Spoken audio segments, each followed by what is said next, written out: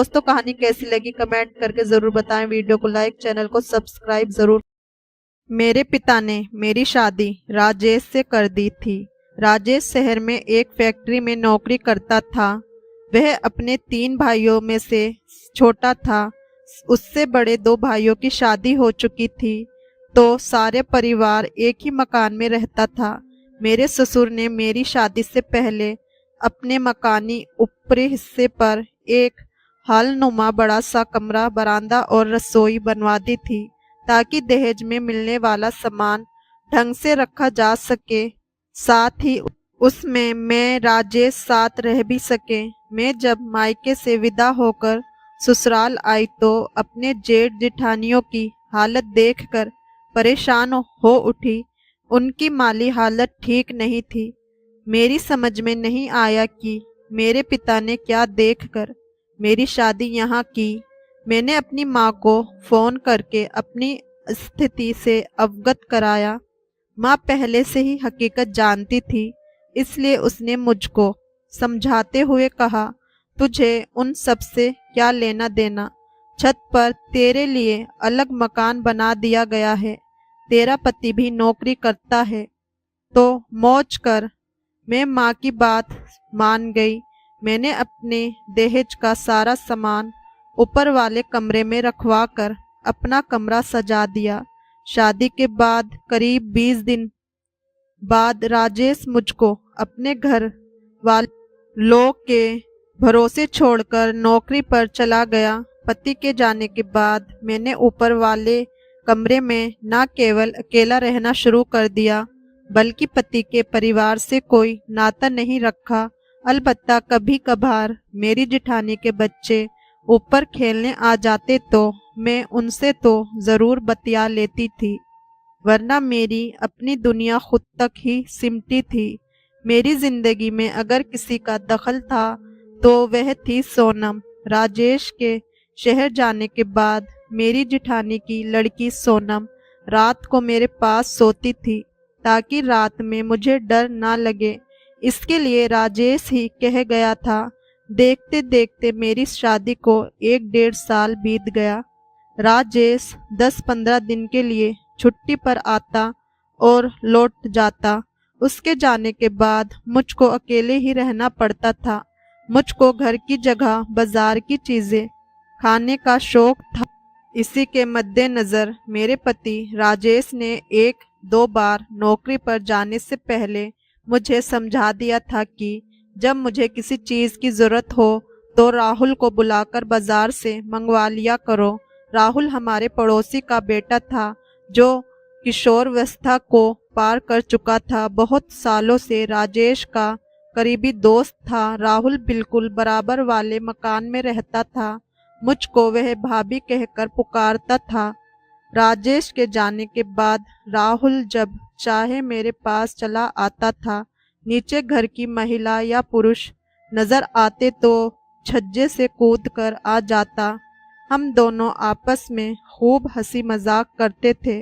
मैं तेज तर्रार थी और थोड़ी मुंहफट भी। एक दिन राहुल जब बाजार से वापस लौटा तो मैं छत पर खड़ी थी। मैंने राहुल को देखते ही आवाज देकर ऊपर बुलाकर पूछा, आज सुबह से ही गायब हो, कहाँ थे?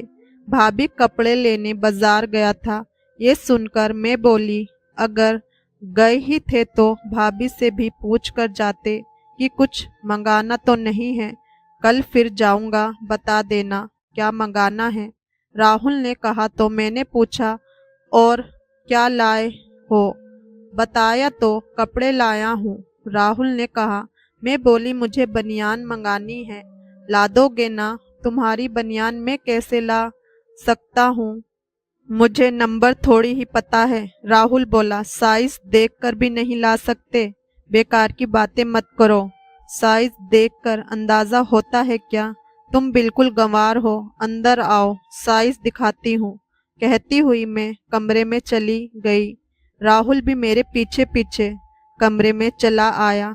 कमरे में पहुंचते ही मैंने साड़ी का पल्लू नीचे गिरा दिया और सीना फुलाते हुए बोली, लो नाप लो, साइज खुद पता चल जाएगा, मुझसे साइज मत नपवाओ भाभी, वरना बहुत पछताओगी। पछता तो अब रही हूँ तुम्हारे भैया से शादी करके।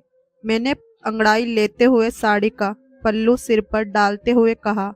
क्यों? राहुल ने पूछा। तो मैं बोली, महीने 2 महीने बाद घर आते हैं, वह भी 4 दिन रहकर भाग जाते हैं। और मैं ऐसी बदनसीब हूँ कि देवर भी साइज नापने से डरता है।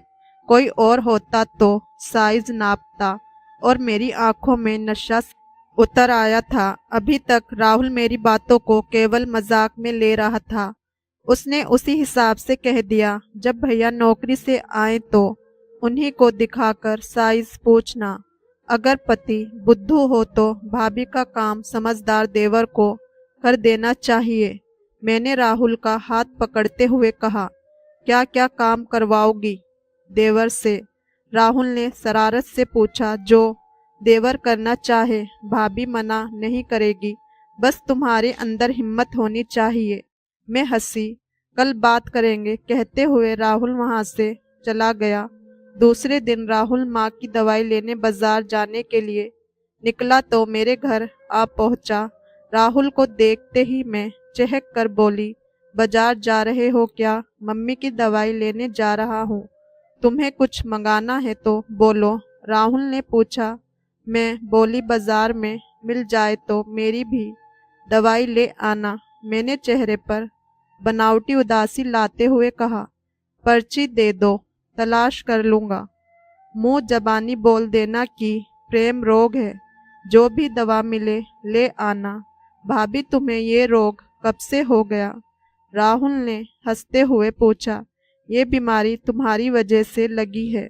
निमंत्रण था, फिर तो तुम्हें दवा भी मुझे ही देनी होगी। एक खुराक अभी दे दो तो आराम मिले तो और ले लूंगी। कहते हुए मैंने अपनी दोनों बाहें उठाकर उसकी ओर फैला दी। राहुल कोई बच्चा तो नहीं था जो मेरे दिल की मंशा ना समझ पाता। बिना देर लगाए आगे बढ़कर उसने मुझको बाहों में भर लिया। थोड़ी देर में देवर भाभी का रिश्ता ही बदल गया। राहुल जब वहां से बाजार के लिए निकला तो बहुत खुश था। मन में कई महीने की उसकी पाली मुराद पूरी हो गई। जब से मैंने उसे इशारों इशारों में रिझाना शुरू किया था, तभी से वह मुझे पाने की कल्पना करने लगा था। उसने आगे कदम नहीं बढ़ाया था तो केवल करीबी रिश्तों की वजह से, लेकिन आज मैंने खुद ही सारे बंधन तोड़ डाले थे। धीरे धीरे मेरा और राहुल का प्यार परवान चढ़ने लगा। मुझको सास ससुर जेठ जिठानी किसी का डर नहीं था। मैं परिवार से अलग और अकेली रहती थी। पति प्रदेश में नौकरी करता था। बाल बच्चा कोई था नहीं। बच्चों के नाम पर सबसे बड़ी जेठ की बेटी सोनम थी, जो रात को मेरे साथ सोती थी। सोनम सुबह की चाय पीकर अपने घर चली जाती थी। स्कूल जाने की तैयारी करने लगती थी। उसके स्कूल जाने के बाद मैं 5-6 घंटे के लिए फ्री हो जाती थी। इस बीच में राहुल को बुला लेती थी और हम दोनों खूब मज़े करते। मैं पूरी तरह उसके प्यार में डूब चुकी थी। मैं चाहती थी कि दिन ही नहीं बल्कि पूरी रात राहुल के साथ गुजारूं। एक दिन शाम ढल चुकी थी। अंधेरे ने चारों ओर पंख पसारने शुरू कर दिए थे। मैं और राहुल बिस्तर पर एक दूसरे की आगोश में लिपटे थे। तभी सोनम दरवाज़ा खोलते हुए अंदर आ गई। कमरे का अंदर का दृश्य देखकर वह सन रह गई। सोनम इतनी भी अनजान नहीं थी कि कुछ समझ ना सके। वह सब कुछ समझकर बोली, चाची ये क्या गंदा काम कर रही हो? सोनम की आवाज़ सुनते ही राहुल पलंग से अपने कपड़े उठाकर बाहर भाग गया। मैं भी उठकर साड़ी पहनने लगी। फिर मैंने सोनम को बाहों में भरते हुए पूछा, सोनम तुमने जो भी देखा किसी से कहोगी तो नहीं?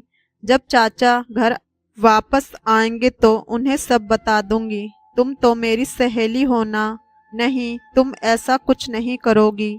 मैंने सोनम को बहलाना चाहा, लेकिन सोनम ने खुद को मुझसे अलग करते हुए कहा, तुम गंदी हो, मेरी सहेली कैसे हो सकती हो? मैंने कान पकड़ते हुए अब ऐसा गंदा काम नहीं करूंगी। मैंने कान पकड़ते हुए नाटक अंदाज में कहा। कसम खाओ, सोनम बोली। मैं अपनी सहेली की कसम खाकर कहती हूँ, बस चलो खेलते हैं। इस सब को भूलकर सोनम के बाल मन में कहा। मैंने सोनम को अपनी बाहों में भरकर चूम लिया। पहले तो कुछ दिनों तक मुझे डर था कि सोनम किसी को कुछ बता न दे, लेकिन जब कुछ दिन बीत गए और उसने किसी से कुछ नहीं कहा तो मेरे मन को राहत मिली। तो फिर धीरे धीरे मुझको भी अपनी गलती का एहसास हुआ। सोनम की बात तो ने मुझ पर गहरा असर डाला। मैंने निश्चय कर लिया कि अब राहुल के साथ कोई रिश्ता नहीं रखूंगी। दोस्तों, कहानी कैसी लगी कमेंट करके ज़रूर बताएं। वीडियो को लाइक, चैनल को सब्सक्राइब ज़रूर करें। धन्यवाद।